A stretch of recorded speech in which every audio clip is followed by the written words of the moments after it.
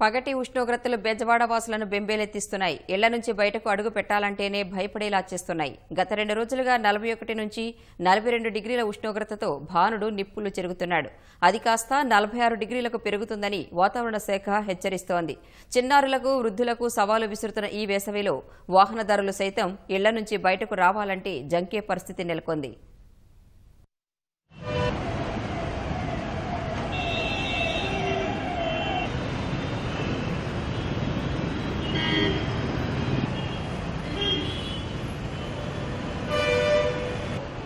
మాకైతే చాలా భయమేస్తుంది ఎండలకు బయటికి రావాలంటే. 3 డేస్ నుంచి వద్దాం అనుకొని ఎండ గురించి భయమేసి ఇంక ఈ రోజు వచ్చాం. ఈవినింగ్ కొంచెం కూల్ అయింది కానీ 2 డేస్ నుంచి మళ్ళీ నిన్నటి నుండి స్టార్ట్ ఎండ అయితే.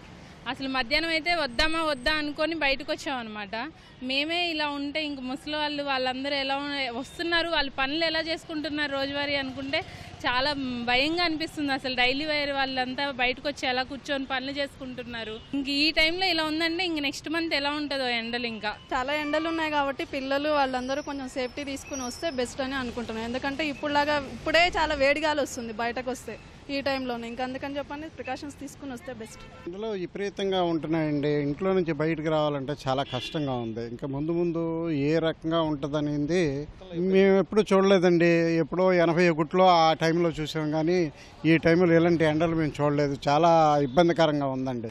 చిన్నపిల్లలు బయటికి రాకుండా ఉంటే హాలిడేస్ కదా, ఇక బట్ రాకుండా జాగ్రత్తలు తీసుకొని కొంచెం గ్లూకోజ్ వాటర్ అని అట్లా ఇస్తూ ఈ గొడుగులు వచ్చి బాగా వాడాలి. ఈ ముసలోళ్ళు పిల్లలు స్కూల్కి వెళ్ళే వాళ్ళు బాగా ఇబ్బంది పడుతున్నారు.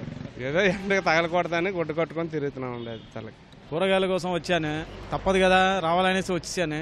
కానీ ఇంత ఎండలో అసలు చూసారు మీరు ఎలా ఉంది. వాళ్ళు మహిళలు అసలు ఇంట్లో నుంచి బయటికి రావట్లేదు ఎవరు. మీరు రోడ్డు చూసారు ఎంత ఉందో. అవసరాలను అయితే మనం తీర్చుకోకుండా బయటికి రాకుండా ఉండలేము. మరి ఎండలైతే వారం నుంచి చూస్తుంటే రోజుకి 2-3 డిగ్రీలు పెరిగిపోతున్నాయి. ప్రజెంట్ చూస్తే 42 డిగ్రీలు 43 ఉంది. ఫ్యూచర్లో 4-5 డేస్లో ఇంకా పెరిగే విధంగా ఉంది. సో దీనికి ప్రత్యామ్నాయంగా ఏమన్నా చలివేంద్రాలు గవర్నమెంట్ ఏమైనా ఏర్పాటు చేస్తే బాగుంటుంది. పెద్దవాళ్ళు బయట రావడం చాలా కష్టంగా ఉంది.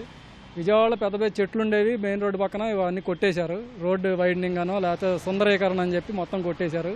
రంగులు వేయడం వల్ల మాకు ఉపయోగం లేదు. ఎండ తగ్గదు కదా, చెట్లు ఉండాలి. బస్ షెల్టర్లు కూడా ఎండ పడుతున్నట్టుగానే ఉంది లోపల. అసలు నుంచోలేకపోతున్నా కొంచెం చెమటలు. ఇవాళ సీతారామ కళ్యాణంకి వస్తే అసలు ఒళ్ళంతా చెమటలు. రోజుకి 5 సార్లు స్నానం చేస్తున్నాను. వయసైనా సరే ఎండకి గాలి ఉంటేనే బాగుంటుంది. చెట్ల దగ్గర నుండి ఎండలోకి వచ్చేసరికి పాడైపోతున్నాం. 73 వయసు, పర్వాలేదు ఇప్పుడు.